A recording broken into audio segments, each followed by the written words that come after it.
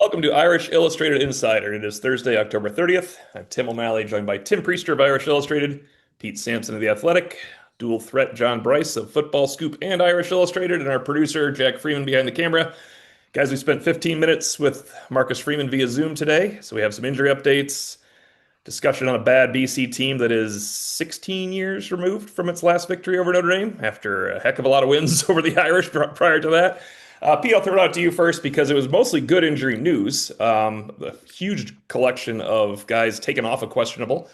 But the bad injury news is that Jaden Greathouse went from perpetually questionable to out this week. Yeah, at this point, you sort of wonder if he's going to be perpetually out moving forward. It's even Freeman's explanation of it seemed a bit off because he was talking about being careful with them and like learning from Devonta Smith's injury. And if that's the case, I'm not entirely like you go from questionable to out without playing. So I don't know. I don't know where that's going. You do wonder if Freeman talked about redshirting Elijah Burris, which makes total sense. I think unintentionally they may be moving towards a redshirt for Jaden Greathouse and Devonta Smith. Just depends on where that goes from here. I don't know. Yeah, Smith has played 3 games. Greathouse has played 2. Yeah, I went back recently to look at Devonta Smith. I mean, he does. I think all along I was kind of thinking he didn't have another year of eligibility, but he does. Does he though? He redshirted 1 year and he played 3. He was. But he has a medical this year. He can do medical this year. Yeah, I think he may have 2 medicals, frankly, one from Alabama and one from Notre Dame. So if they wanted to push it, they probably could. That's right, because he got hurt early in his second to last year at Alabama. He didn't play. He played 4 games, but it was early that it went down. Okay, right. So I hadn't really thought in those terms because you really don't with Notre Dame transfers. You generally think in terms of one and done, but that's not the case. And yeah, well, I mean, just for his 64 snaps this year are the second most in a season of his career. He played 1, 26, 30, 420, and 64. Wow. 30 and 26, huh? I was thinking that was like 130 and 26. But still, we're saving for 2026 if he's so inclined to do so. Yeah, well, he's played 3. You could play. I mean, Greathouse has played 4. Tim, not Greathouse has played 4. Okay. Who's I think? 2. Oh, Pete mentioned Burris. Burris played 2. You figure, and Flanagan's played 1. You got to make sure Flanagan plays 4. My goodness, that'd be ridiculous if he played 5. And Burris, of course, the same way. Greathouse with 4. I mean, I look at Devonta Smith redshirting for Notre Dame. I don't think it's unfair to say I think Jaden Greathouse will be redshirting for himself. Yep. Yeah, and I think Devonta Smith of note there, he could play 1 more game in the regular season and then play a potential playoff run and not lose that red shirt. So yeah. And the Greathouse we need to continue to drive that point home, just because it is still such a relatively new rule is that you get your 4 in the regular season and then whatever your playoff run is, it does not count against your eligibility. So Devonta Smith could, in theory, get healed up, knock some rust off in the month of November, and then play whatever postseason run. And yes, I think he would have every opportunity to return to Notre Dame in 26. That's my meant by Flanagan. He really needs Flanagan. Yeah. Well, they're not going to play. They're not going to play more than 4 regular season games, Tim. I think the question is which 3 of the 5 do they play him? Hopefully Navy, Pitt, and Stanford, because you got to save Stanford in case you need him for Stanford. Yeah, you can't have 4 going into Stanford and lose all your tight ends, and it's 10-10 or something like that. Right. we have talked about that before, and I think you just have to. We'll talk about Navy and the repercussions of their game at North Texas this weekend, but. You just have to look at if you have 5 games, you just have to look at Navy and Pittsburgh are the most challenging right now. Anything else from Marcus Freeman's press conference today? I think he got a little bit. Big T. Yeah. I didn't know Chris Terek was Big T. Yeah, right. I forgot. That was a good question, though, Tim. You unearthed the next man in. So why don't you were the one that brought up recently that they're back into where they were last year with all those guys. Terek is a big dude, 6'6", 322, but I know in the spring he was listed at 330. He is a big dude, but hasn't made a dent yet. And really, I should have done a better job of framing the question around Will Black, because now we said that Will Black is back in action. Yeah. And I would imagine he would be the first tackle in. He kind of alluded to the fact that it would be Will Black or Matty Augustine. Okay. He did make mention of Matty Augustine. You would think it would certainly be Will Black, but both those guys have been dinged up and a little bit limited in their practice work. And again, with the idea of preserving the year of eligibility. Yeah. Yeah, and I would think, I mean, we all would think in the future Will Black, but if Will Black was working at guard and Matty Augustine's already played a game at tackle, and maybe Matty Augustine would be the quick guy off the bench, and then all of a sudden you need to get someone ready for a whole football game. Maybe Will Black would be that.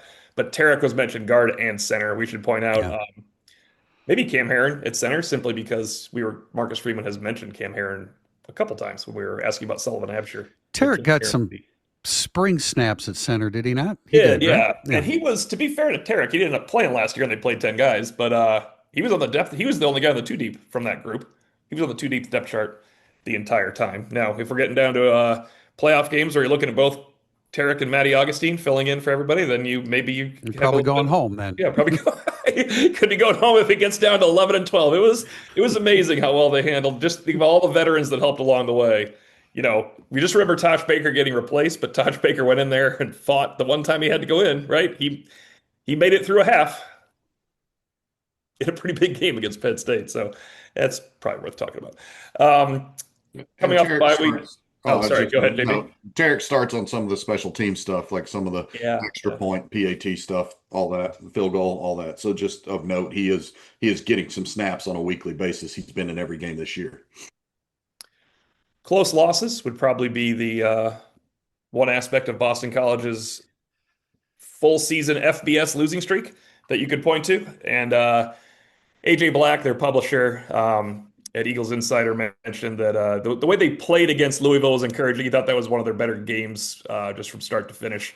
We have surmised Louisville might have been a little bit down after their big victory. But Tim Priester, your deep dive on Boston College gets to have its shining glory coming up here soon. And then, then you got to wonder if they can. Then we're going to throw it away. Well, like just looking at it objectively, they did. They had an opportunity to beat Michigan State at Michigan State. They lost in double overtime when they missed a 2-point conversion. Losing to Stanford at Stanford is just not a good not a good thing. Kel's had a pretty good year. They lost to them in a close game. That was when Lonergan threw an interception deep in his own territory, an interception in the end zone at the end of the game. That's the double whammy right there. You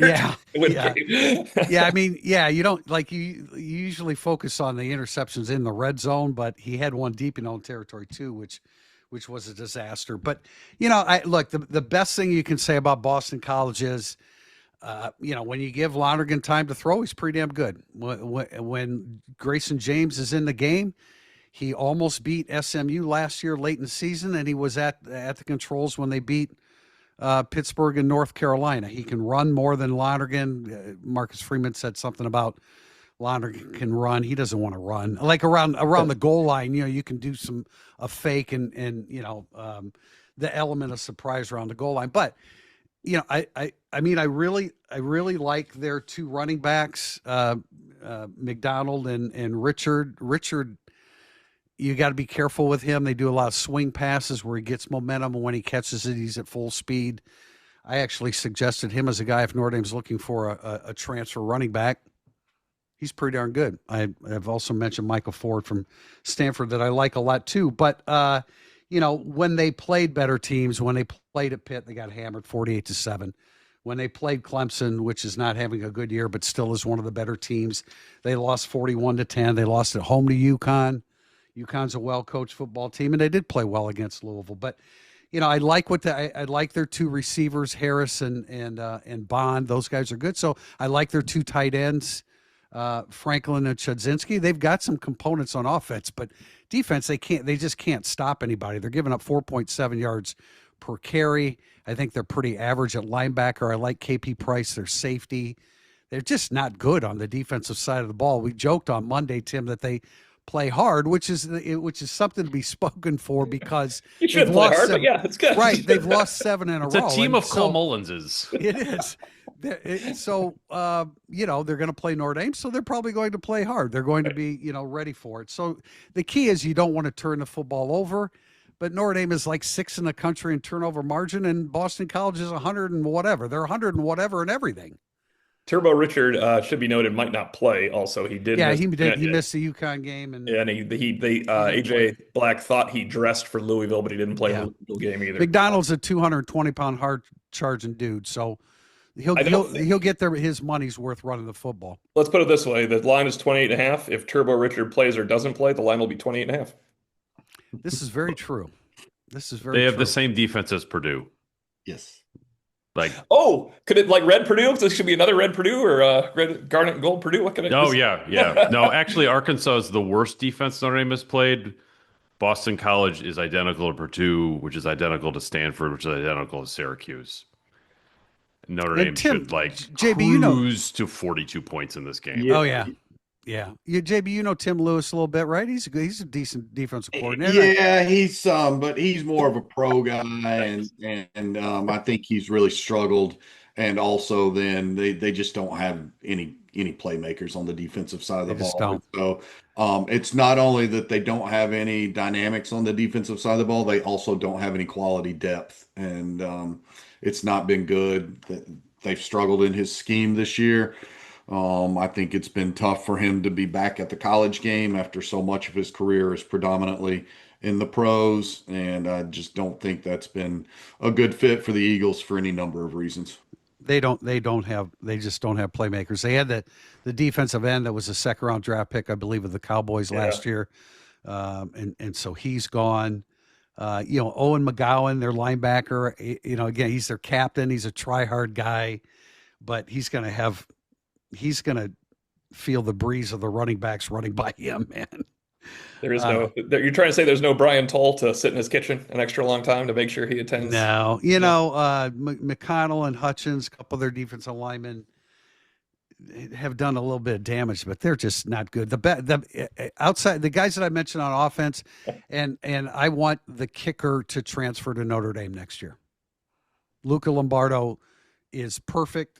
Every one of his kicks are right down the middle. They don't fade. They don't hook. Everything is right down the middle. I believe he has another year or two of eligibility remaining. I want Luca Lombardo kicking field goals for Notre Dame next year. I was hoping they were going to grab Pitt's kicker. He's going to be a freshman All-American. Yeah, that dude's unbelievable. That'd be a better reaction from the opposing coach if they grab Pitt's kicker instead of Boston College's kicker. I think when I'll get that way. 11 years ago when I joined this podcast, when it was Priester and Sampson, we used to do predictions in segment 1, and I think we accidentally just did that, but we will save it for segment 2 as well. Only the score remains in doubt. That's right. Till then, segment 1 was brought to you by the RV Manufactured Housing Hall of Fame in Elkhart, Indiana, in addition to the museum and various exhibition halls. The campus is open to the public for free camping and is less than an hour from Notre Dame's campus, so no reservation is required. Whether you're looking to learn more about the history of recreational vehicles in the Kindlin Library or simply for a cost-effective, interesting place to stay on your family road trip, the RV Manufactured Housing Hall of Fame can provide exactly what you're looking for. We'll be back with segment 2, Burning Up the Boards. Welcome back to segment 2. Our first question from Bobby1556. Throwing out the records, he says, where would you rank Notre Dame in terms of the best teams in the country? Just based on how they've actually looked on the field, where would you have the Irish? And I think this has a little bit of the Lane Kiffin, why don't we let Vegas decide who makes the playoff to it in the question. Go ahead, gentlemen. I was thinking about how to answer this question, and I think that the only way that I can reasonably do it is teams that I think Notre Dame is definitely not better than, and teams I think they definitely are, because there's probably about 4 or 5 teams that I don't think I could sit here and be like, Notre Dame is definitely better than Ole Miss. I don't know. I can't answer that one. I think they're definitely not as good as Ohio State. They lost to Texas A&M. I think they're not as good as Alabama. There's something about Indiana that looks way better than last year to me. They do look better than last year. And that might be it. Like I would say those four teams are, in my opinion, definitively better than Notre Dame. But then you get into Georgia, Oregon, Ole Miss, Georgia Tech. I would throw Vanderbilt in there. Miami is taking on water. I mean, Notre Dame's in that next group. If we go by the playoff, and no, we can't go by the playoff because that's we got to go by the second level of playoff is DraftKings has quarterfinals and semifinals bets. So playoff is because of your remaining record. Notre Dame's very high in getting the playoff, obviously. Playoff, yes or no? Irrelevant. Playoff semifinals, they are seventh. Championship game, they are fifth in the odds, interestingly enough. But I think that is because, and the seventh for the quarterfinals too. I think that's because people believe road game is coming, and it's harder to win a road game to get to the quarterfinals than it is to host a game to the quarterfinals. So technically, I guess Vegas has them 6.5. If they're six to get to the championship game out of all the teams. FEI has them Ohio State, IU, Oregon, Georgia, Notre Dame, Alabama in there as well. Guys? Pete, did you include Ole Miss? Did you say you definitively think Ole Miss is better than Notre Dame? No. He doesn't know. He doesn't know. I don't think I could tell you who's better than who there.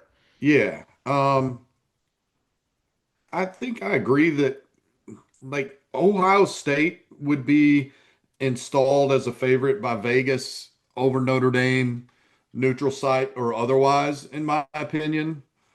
Alabama probably would be, but I don't think Alabama is infallible. And then yeah, A&M won the head-to-head, so you have to give A&M the advantage there, but I don't think like if Notre Dame and A&M were meeting, here's how I view this question. If Notre Dame and A&M were meeting again on a neutral site, how would we pick that? Notre Dame would be favored to beat A&M on a neutral site, I think. Really? I don't know. I think I would pick A&M.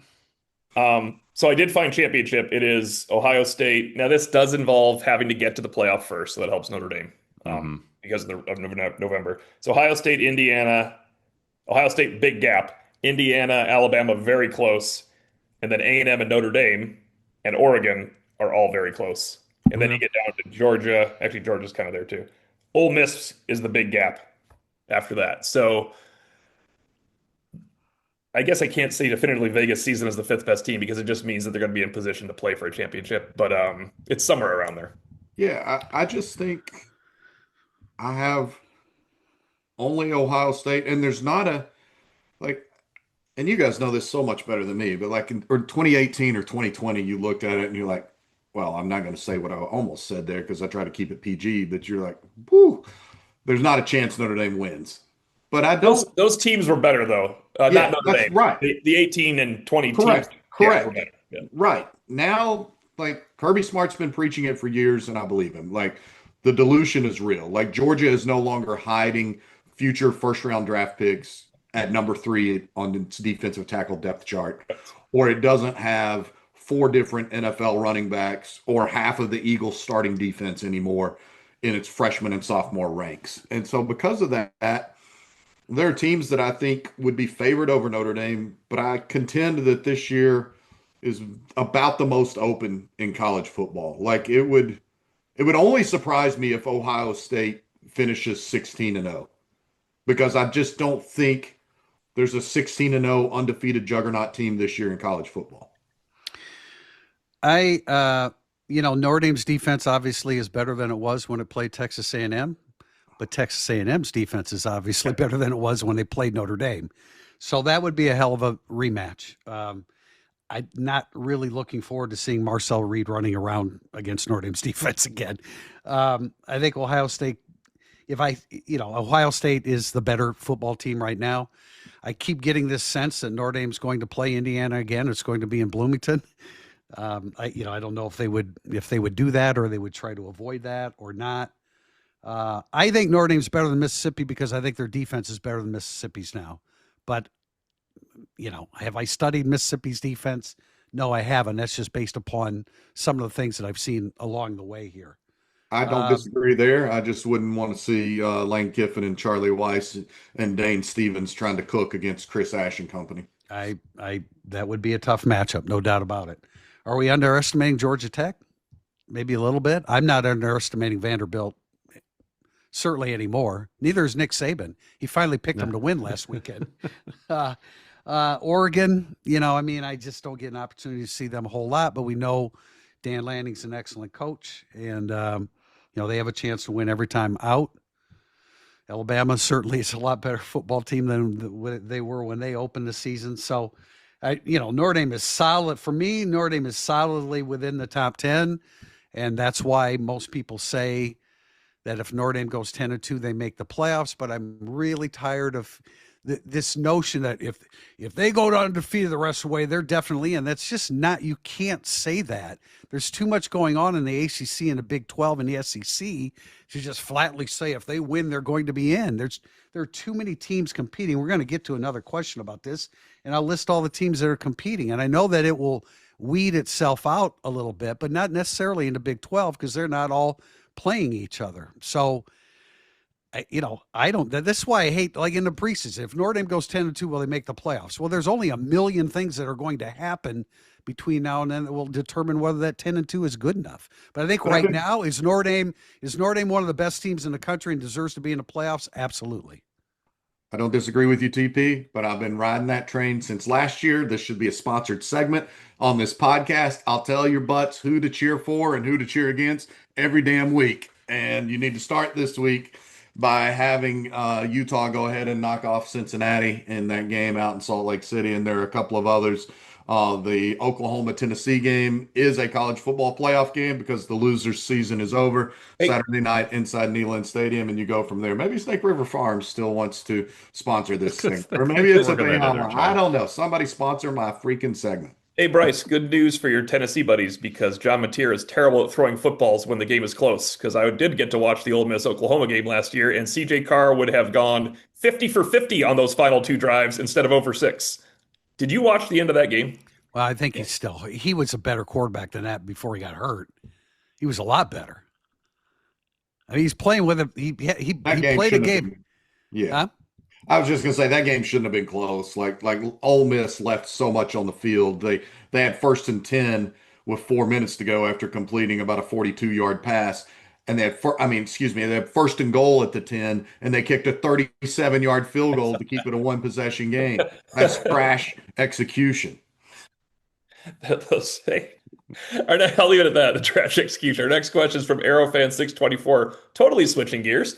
Around this time last year, it had mentioned there were discussions with the administration about making undergraduate transfers more feasible for the athletic department.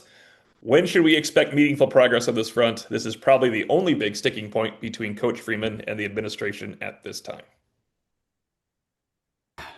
They have one. I don't think it's going to be more than a couple per year. If you start expecting 5 or 6 guys coming into Notre Dame with multiple years of eligibility, I don't see that right now. Maybe down the road. Pete, maybe you have some information on that.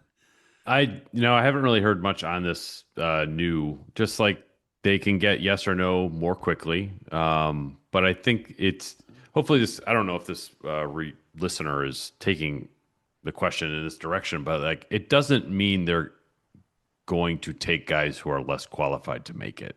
Like that's not what this was about. I don't think he is. I think he knows. He's asked a few times.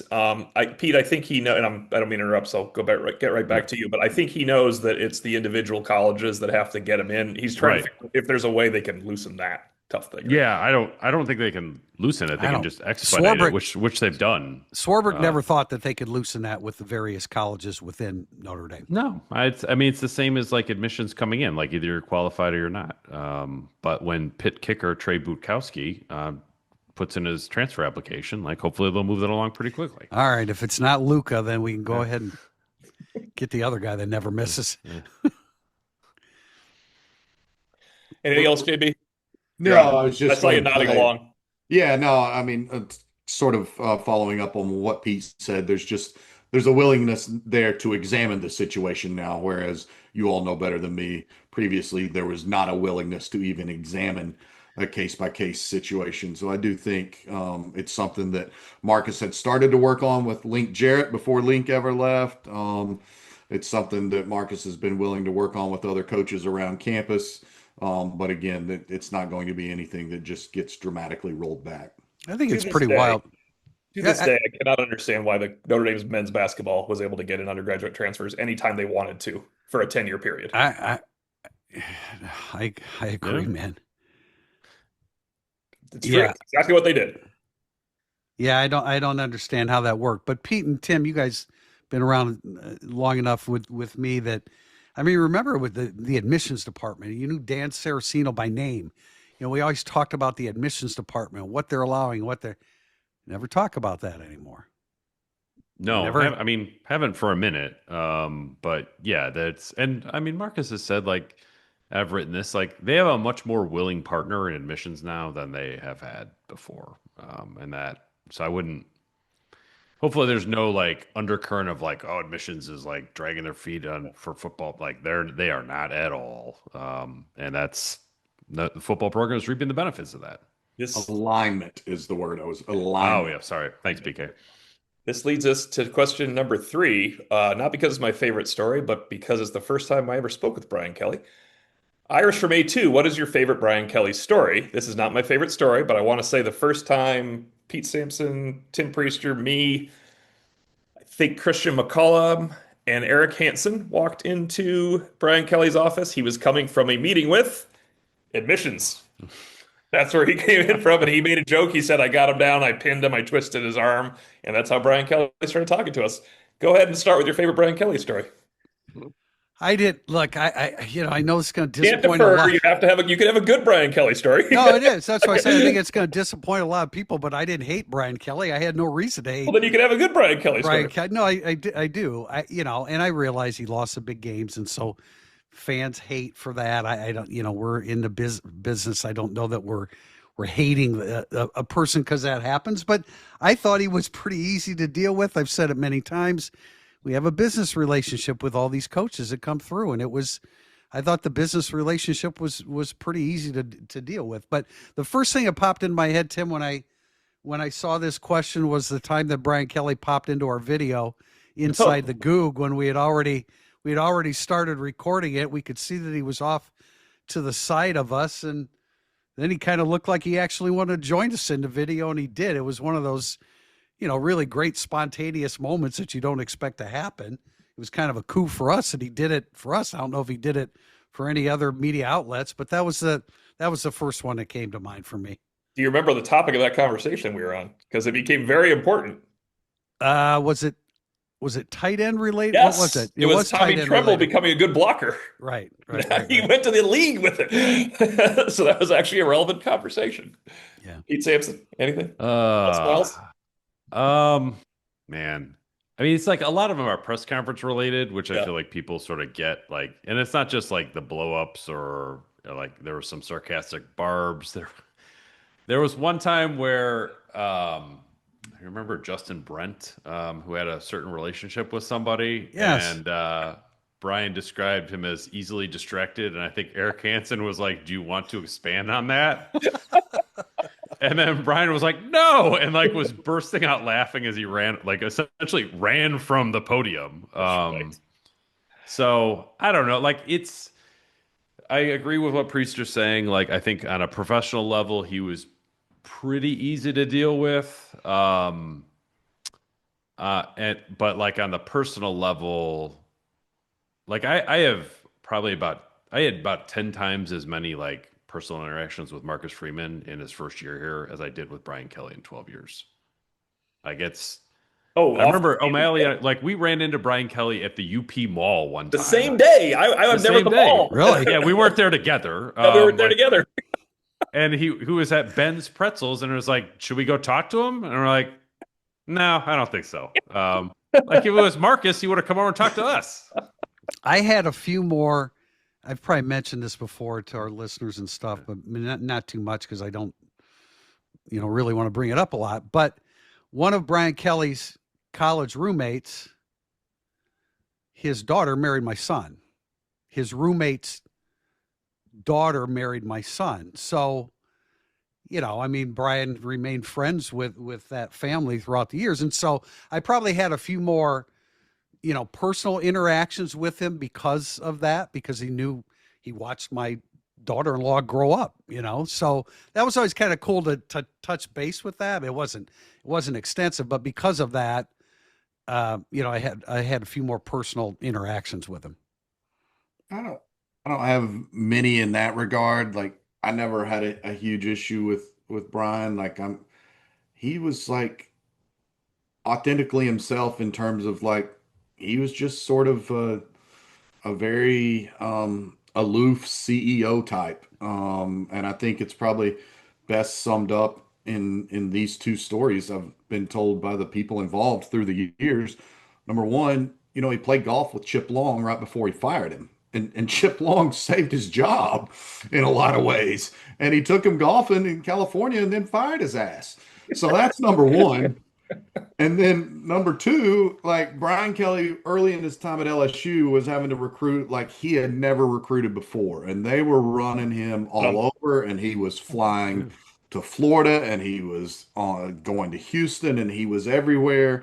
And he's meeting with his personnel staff, and they're like, Coach, here's your itinerary. You got this and this and this. You got to get here. You got to see this person. This guy's a priority. And he's like, aren't you going with me? And he was like, no, Coach, my wife's getting ready to have a baby. And BK looked at him and he goes, well, I'm clearly not keeping you busy enough. I remember talking to, this wasn't me, but talking to an assistant coach. BK always mentioned, attention to detail. And I think that was kind of a joke within the department, the football department, about attention to detail, because they did not believe that attention to detail was at the top of his list. Not in recruiting. No. Definitely not in recruiting. And you remember, like, when they had the 4-8 season, the meeting with the players, and the players are like, Coach, we need to interact with you more. And he started to do that, or he tried to do that anyway. I don't know wasn't privy to all those interactions, but I think he tried initially to do that. It kind of worked because he won 54 games in the next 5 years. I have some very quick lines for Brian Kelly that were funny, that were off camera. But my favorite story of Brian Kelly is they were recruiting Mike Hireman, and I got a phone call from a currently very famous studio host who was a high school reporter for Scout.com. And she said, do you have any contact with the certain Notre Dame coach? I go, yeah, I can. And she said, okay, you have to let him know he's recruiting Hireman too hard, and Mike doesn't like it. And I was like, okay, that's interesting. I'll let him know. I go, this is going to be a really awkward phone call I'm about to make. So are you sure this is going on? And she said, yes. She goes, he prefers how Brian Kelly never calls him. It was the greatest. I was like, oh my God, this is unbelievable right now. So great. They got a great chance of landing him. So that I guess Brian Kelly stepped in by not calling him, and it worked out. But all right, the greatest quotes, and we'll move faster than this. Pete Sampson's favorite. This could have been on camera. A local news outlet came in late, and Brian Kelly said, what happened? Cat got stuck in a tree. In other words, that's why they were late to the press conference. Unbelievable line. Audible laughter for me. Audible laughter, yeah. He finished a spring practice where they practice inside, and Dean Huppert asked him off camera, it was all over, and I'm not gonna curse here, but I would have to make it funny. Dean Huppert said, what type of weather does it take for you to practice outside or something? In other words, like, why were you inside? Kind of, it wasn't that bad out. And Kelly stops his tracks and goes, are you calling me a blanking other word for cat? It was one of the funniest things I have seen. And of course, I told you once there was a funny one where I was late from a spring practice again, coming from morning drop off at St. Pius. And Brian Kelly once had kids at St. Pius, and he made a joke. He goes, oh, I forgive you then. You need a blanking retina scan to get through that line. So he does have some funny lines every once in a while, but cat caught in a tree was actually on camera, and that was a rough one. So we have a question from Denver Maximus. After 8 years of navigating the portal system, what have been the top 3 portal acquisitions at Notre Dame, and what about your top 3 disappointments. Pete did a story on this. So, what are the top 3 acquisitions, Pete? Do you remember from last year? You did Oh, this last gosh. year, right? Well, number one's Yeah. easy. Okay. Yeah, I mean Riley Leonard was number one. Yeah. That was the biggest hit of them all. Um, I mean we're going back to like Nick McLeod. I mean that was a really good one. That's a good one. Um, Skoranek was a good one. It helped him get both Skoranek Skoranek and McLeod helped him get to a playoff.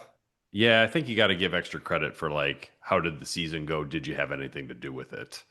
And I think in that case they both had quite a bit to do with it. I know the season is ongoing here. It wouldn't shock me if like Malachi Fields ended up in there, but he's like a ways away from it. I just think that there's a chance that that could happen. Do you guys have any others to add? Yeah, Mitch Jeter. That's what I was thinking too. Mitch Come Jeter. on. Like he just delivered you the game-winning field goal against Penn State to send you to play for a national championship. And then Jack Cohn underappreciated because if you don't have Jack Cohn in 21, then based on the tenor of this conversation today, you might not get rid of Brian Kelly because he might not have won enough in 21 to get the LSU job. So, if we're going to do fantasy football and hypotheticals and all of that, there you go. Sure would like to know what it would look like with Jack Cohn at quarterback in 2022, which I still don't understand why he wasn't allowed to have that year. The first thing I thought of for you, Tim, was to answer this question. You mean besides John Sott? Yes. Thank you, Tim Priester. Besides John Sott is obviously number 1A, to Riley Leonard's 1B. And then Javante Jean-Baptiste, I just want to name because he played so well and better than we thought he would. He was great. I would venture to guess that he played better than Notre Dame thought he would. I mean, there's some big time development going on there. Yeah, Leonard offense, Jean-Baptiste defense. Thomas Harper was really, really good. I don't know that we expected him to be as good as he was. And Jordan Clark was better than we thought he would be. Jordan Clark was I was better watching. Than Priester thought. I was watching injured film. I'm like, who is it? What? And credit to him, he played hurt his last year at Arizona State, but he was good. They've had a lot of success at the nickel there, and if Devontae Smith ends up sticking around for another year, maybe they'll get the productivity out of him that they had hoped for. The flip side of that, I know Kane Madden would be high on my list. Yeah, wow. I thought Chris Mitchell was going to be like something. That didn't work at all. And I know you guys touched on Jalen Stroman in the last podcast, but I think he is at the moment a disappointment. But if he breaks up a pass in the playoff, then he will have an RJ Oben type of end to the season. Right. I was just going to say Georgia game notwithstanding. Yeah, I mean Georgia saved RJ Oben, Jaden Harrison, and Rod Hurd. If you remember, had a really big PBU at the goal line. Yeah, they. So one more what didn't work out that we thought would be better was Antonio Carter. Yeah, he played at Rhode Island, but still, film's film, and I thought he looked like a really good player, and he didn't move the needle at all for them. Next question comes from Breaking Bayou Brian, who, by the way, is not a new handle. Who is the best remaining player on Notre Dame's schedule? Try not to all agree, please. In other words, he wants a couple players, but we might all jump on one. So even if we think one guy is the best, we shouldn't. I guess he wants a couple more names. I guess. I get it. Is Blake Horvath the? I didn't even really. I guess I was kind of looking at the other team. Yeah, probably certainly the most accomplished of the quarterbacks. There aren't a lot of it. I thought I was really impressed with over the spring when I started watching opponents, was really impressed with Desmond Reed, the running back at Pittsburgh, but he's been hurt all year, so he hasn't had a chance. I think if you put Reed Harris, that wide receiver at Boston College, in a consistent offense with a line that can protect the quarterback, that dude makes some really acrobatic catches. CJ Williams has 40 grabs for Stanford, but not a lot of great players that jump out like the DN that was at BC last year. Yeah, I mean Pittsburgh's got some good DBs based on Pro Football Focus, at least. Brookins is a safety there who is an incredibly high grade. But there's not, I don't know, there's not somebody hanging out there where you're just like, oh man, the game record term. Like there's not anybody like that left on the schedule. No, I mean Mason Heinschel would be Yeah, I wrote like, him down. with Reed banged up. Like Reed's pretty good. Like he's an NFL back if he's healthy. I know Narduzzi indicated this week that he thinks Reed is close to being healthy and close to continuing to be a factor for them. But I know from talking with that staff, they're really freaking high on Mason Heinschel. You know, the two wideouts at Syracuse, if Angeli had stayed healthy, Jonte Cook and Daryl Gill Jr., those guys are pretty good too. I haven't really, they're a couple games away, so I haven't really taken a look at them, during the season. But again, those were a couple guys that jumped out at me in April, May, June. Next question from Shark Shank. Notre Dame has 2 spots open on its 2026 schedule. You are in charge of filling them both, and the other program's athletic director has to say yes. What say you? One's at USC for me. I'm going to make it easy. Yeah, for sure. So what's definitely. the other one? Definitely. The other one's probably going to be a MAC team, right, JB? That's the rumor. Yeah. That's the persistent rumor. That's what I would anticipate. So, yeah, I do think Notre Dame's going to get an SEC opponent back on its schedule in 27. We'll bring you some more details on that very, very soon. Is that Auburn? I believe so. Yeah, it's I believe Auburn. So too. Yep. Yep. And I want Notre Dame to play Michigan. I don't think you have to play them every year. They're here, there. Notre Dame and Michigan need to play. That would be a heavy. I'm always in favor of playing Michigan for Notre Dame. That would be a heavy Big Ten schedule with Wisconsin, Michigan State, Purdue, and USC. I'm talking in general, not necessarily for next year. But do you think adding a MAC team and USC, because I mean it's very possible what we're saying, as opposed to like Fantasyland, how do you think that schedule looks at the end? Not great. You have Miami, SMU, USC, Florida State. Wisconsin. Man, Florida State hasn't won a league game. No, I know. I'm just saying. I'm listening. Did you know that, by the way? They haven't won a league game in a year. Yeah, they're I think 11-1 in the ACC in the last 12. But like the whole thing with the schedule, it's like if Notre Dame played Virginia this year as opposed to last year, it'd be a big deal. Yeah. They can't control stuff like if Notre Dame played, Syracuse last year as opposed to this year. Yeah, I'm giving you a chance to control it. I'm veering off, but like when I hear about criticism of Notre Dame's schedule, and they need to, you can't. There's some of that stuff you just can't control. I mean, the ACC stinks. That's just what it is. Like the ACC is bad, and next year's schedule, the 3 Big Ten teams they play are also awful. It's I don't know. The ACC stuff is something Notre Dame can control a little bit.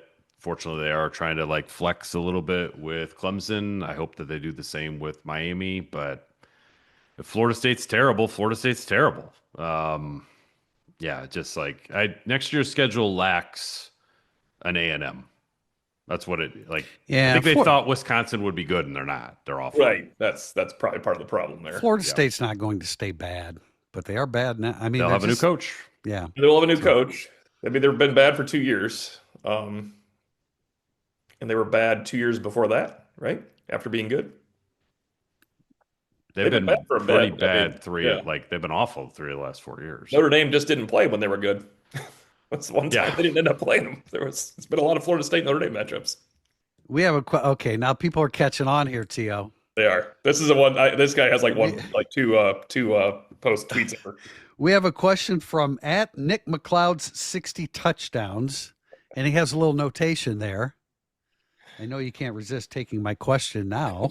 That's actually pretty good. So the question from Nick McLeod, 60 touchdowns, is when you watch film, who is better than most fans believe to be, and who is worse than fans often laud? And that is a reference, of course, to Notre Dame football players. Yes. Yeah. Who's better than people believe? Who's worse than people believe? Interesting question. Does Bowen count for being better than people believe? I wrote him down, but I wouldn't put him at the top of my list. Yeah, because people are coming around a little bit too. Yeah. They were just mad for like 2 weeks or something. For a play, yeah. Yeah. Probably Knapp is a little better. I Yeah. think it takes Fun. rewatching the film to see that. That was the first guy I wrote down. Bowen Yeah. comes to mind because he took a lot of unnecessary criticism for not having a play made.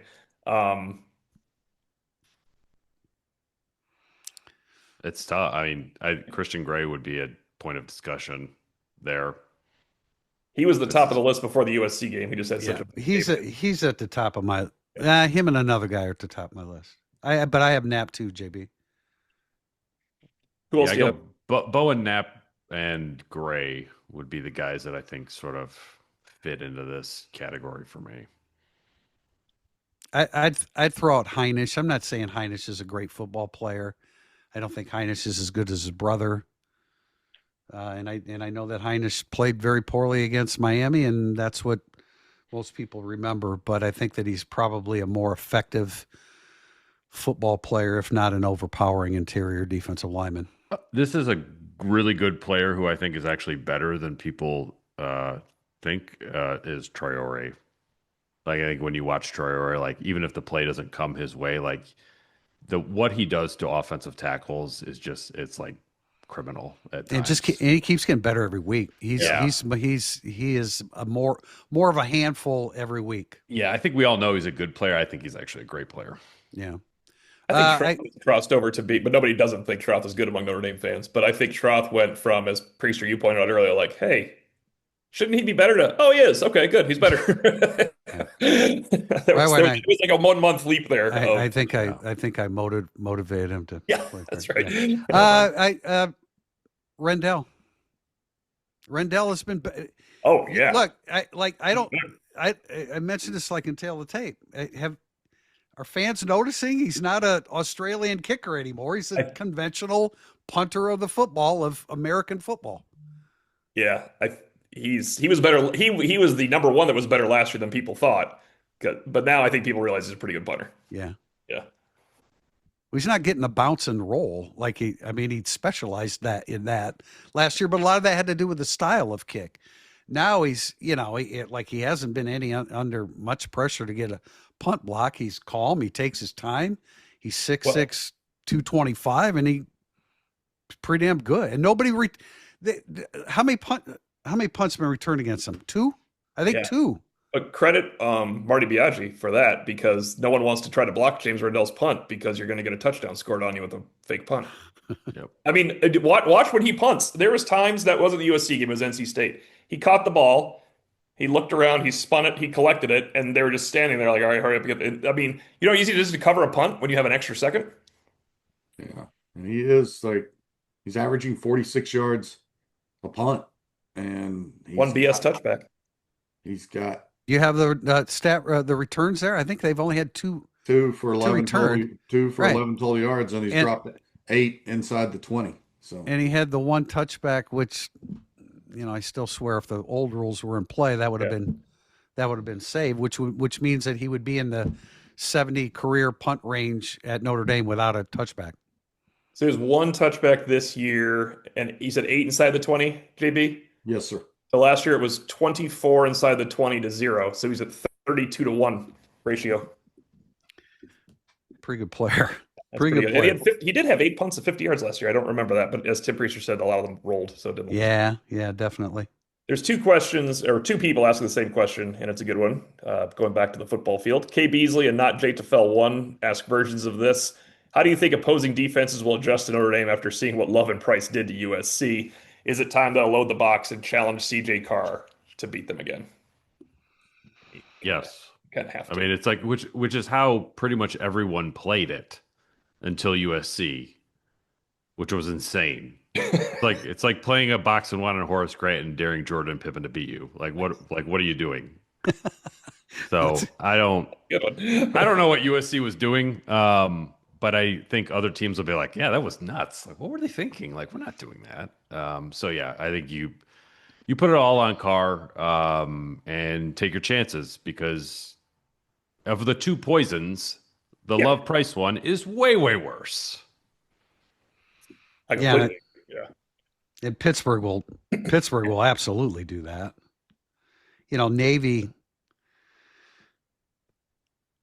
Navy will probably do that, but they're I they're mean, Navy bad. has to protect against the long touchdown, and Notre Dame has to drive, and the Navy has to stop them inside the 20.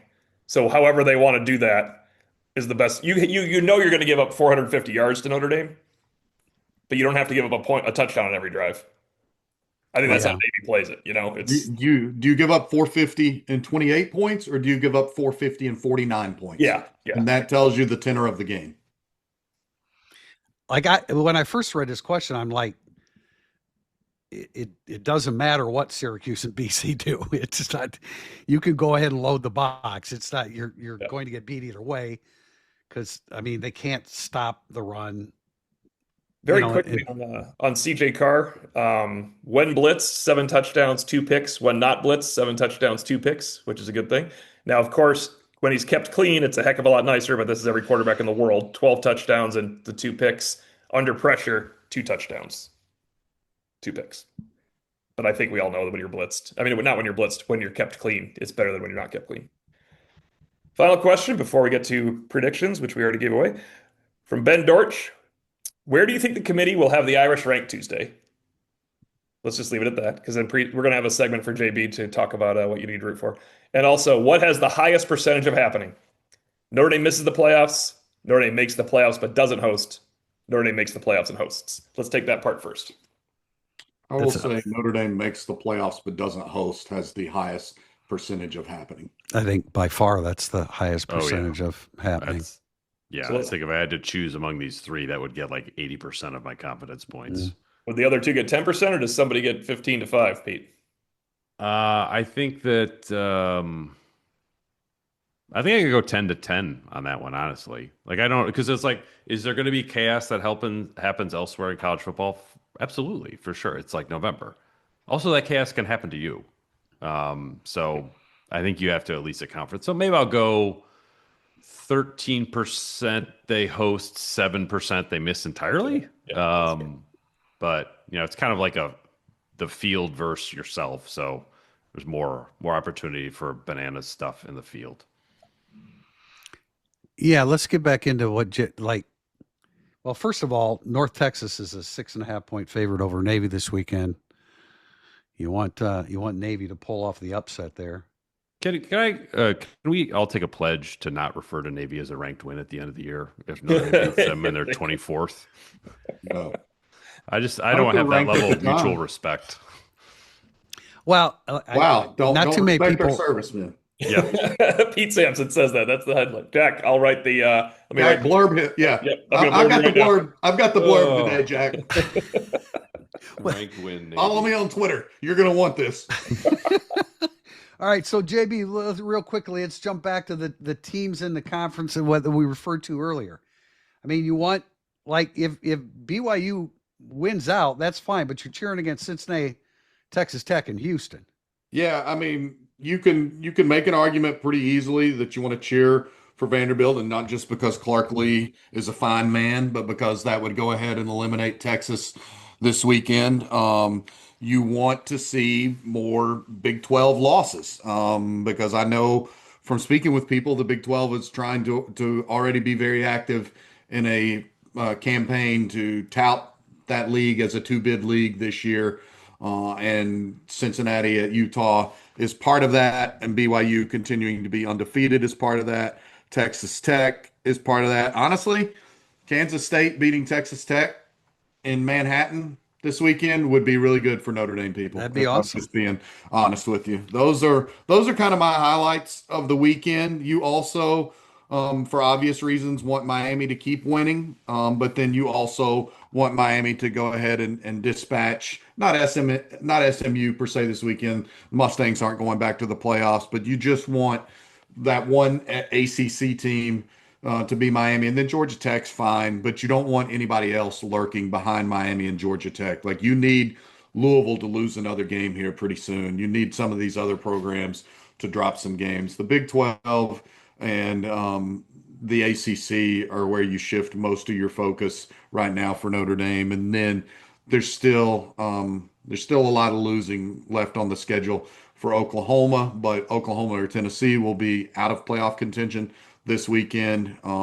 So if you get Oklahoma to win, then you eliminate Tennessee, and then Oklahoma's still going to lose another game. So Yeah. you probably have a best case scenario in that regard. That's kind of how you look at it. Everybody that says, if Notre Dame wins out there, look, 4 leagues get automatic berth.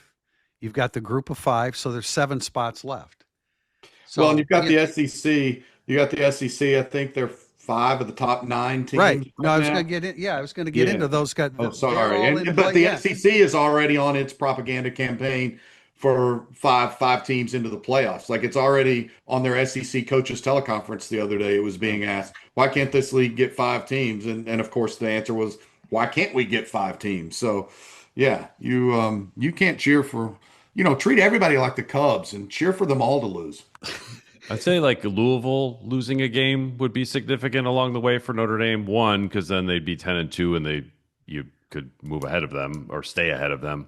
But then it opens the door for Miami to play in the ACC championship game, which ultimately, that's true. Would be important for Notre Dame. I mean, Virginia easily could have lost to North Carolina last week, and that would have been their second loss, and they would have been behind Notre Dame. Georgia Tech's there. We mentioned, BYU, Cincinnati, Texas Tech, Houston, all from the Big 12. In the SEC, Oklahoma and/or Tennessee, Alabama, Georgia, Mississippi, Vanderbilt. There's only 7 spots. Okay. So, you just need, first of all, we don't know how the committee's going to vote first time around. We were asked, where Notre Dame would be placed. It's a limited number of spots, and Notre Dame needs some good things to happen in addition to, ending their season with 10 straight wins. I guess, to answer this question, is Notre Dame in the projected field on Tuesday? I'd say probably not. Interesting, but that's a good way of looking at it. I say they are. I say they're right there at the end of it. They're like 11. They're Yep. the 11 seed. Yep. I think it depends kind of on what happens this weekend. Well, yeah. I Yes or wouldn't no? be. I'm studying it real quickly, so you go ahead. I mean, it's like if Texas Yes, beats yes, Vanderbilt, yes. then Yes, that they helps will be Notre in. Dame. They will be in the field this weekend because BYU is going to lose at Texas Tech. Oh, that's not till next weekend. So Absolutely needed Texas to lose to Mississippi State last week. That would have been good. I think Texas is due. it will be, yeah. Notre Dame will be in this weekend because Vanderbilt's going to lose at Texas. All right. There you Okay. have it. So know Notre who Dame will would not be be in the this 11th weekend? seed. Yeah. Yes. Well, no, Boston College will not be in this weekend, no matter what happens. We have predictions for that game. Yes. Pete, did you use a formula, or you just want to throw some score out there?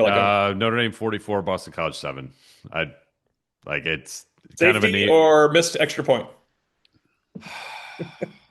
it's just name your score. I mean, maybe they'll. You know what? I think a failed 2-point conversion to rub it in because it's to bring home the Frank Leahy Trophy, which is I wish I'd asked the players on Tuesday. Like, can you name the trophy of this game? One, is this a trophy game? If it is, can you tell me what it is? Because it doesn't feel like much of a rivalry at this point. Al Washington can name it. It is not. 10 in a row, probably. John Bryce, what's your score here? 42-7. That's very like Pete's score. He was 44. I am 42-10. Boston College will kick a field goal and make everyone jealous of the field goal kicker. He's auditioning for a job next year. That's what I'm saying. Notre Dame scores a lot. I'm probably. I went under there, didn't I? I covered Notre Dame cover with an under. All right, I'm going to go higher than that then. 48-10 to get it over. Yeah, my only question is how much, does Notre Dame score in the 50s? Yeah, that's why I wanted to pop it over. And again, because I seem to be so enamored with several individuals on offense, I wonder if they're going to score maybe a little bit more than Boston College is going to score a little bit more than most anticipate. But sometimes maybe I watch too much because they're probably going to score more like 7, like Pete just said, and JB. On that note, we will be back. We'll be at Boston College. I'll be reporting from. We'll have a pregame Zoom instant analysis, actually, since we're in separate areas of the country. Pete Sampson, what time do you arrive in Boston or Chestnut Hill? 11:30 tomorrow. So There you go. that's I'm an early flight one out of too. South Bend. For Pete Sampson of The Athletic, I fly out of South Bend as well. John Bryce of Football Scoop, Tim Priester of Irish Illustrated. I'm Tim O'Malley. Thank you for watching and listening to Irish Illustrated Insider. Decidedly different tenor than about 15 years ago when Boston College used to pose a pretty big problem for Notre Dame's program, guys.